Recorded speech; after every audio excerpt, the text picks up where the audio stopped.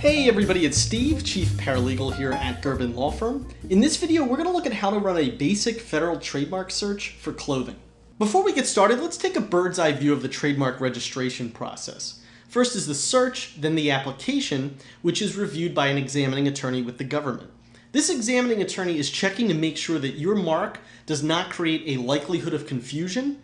Those are going to be our buzzwords, likelihood of confusion, in the marketplace with a previously registered trademark. I point this out because it does not take an exact match of your desired trademark to justify a rejection of your application.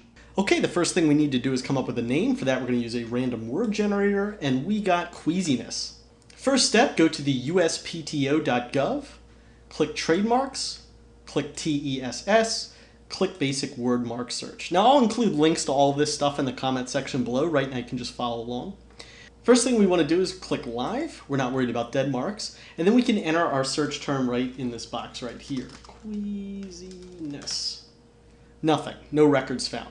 Now, as I had mentioned earlier, just because there's not an exact match of your trademark doesn't guarantee that it will necessarily get registered. What we want to do now is expand our search, broaden our search. So how do we do that? Well, let's go back. And now I want to introduce you to the $sign, the most important thing you need to know about conducting a search here. The $sign tells the software to look for anything that comes after what you just entered. So this will get queasy, this will also get queasiness. Let's see what we get. Okay, 8 records. Now you'll notice some of these are registered here, some of them are not. If they're not registered, it means one of two things. Either it's a recently applied for mark, or an examining attorney has issued an office action, which could mean one of two things itself. It could either mean that there's a likelihood of confusion that this mark creates in the marketplace, or there's just a problem with the paperwork. Okay, so right now the thing that's jumping out at me in this list right off the bat is queasy beads.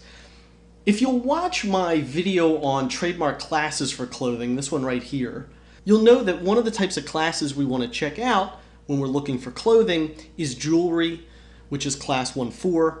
We also want to check out handbags, class 1.8. So queasy beads, I'm just looking at that. I want to inspect this one for sure. These are wristbands. I would note this mark. Again, trademark law is inherently subjective. You may think that your trademark is clear, while an examining attorney may think it causes a likelihood of confusion in the marketplace. So what we're doing when we're conducting a trademark search is to get a broad view of the landscape, see what type of trademarks are out there. Okay, let me show you another way to refine this search. It would be by using this freeform button. Click it.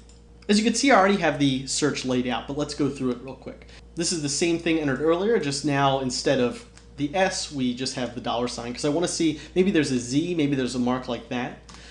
MI stands for mark index, you put that in the brackets, and tells the software also look for things that are live, and in class 025. This is international class 025. Again, check out that video on trademark classes if you're not quite sure what that means. So now we click submit, and there's only one mark, queach. So now what we would want to do in this scenario is just keep tearing apart the word queasiness. We can put the $sign in the middle of the word and look at stuff like that.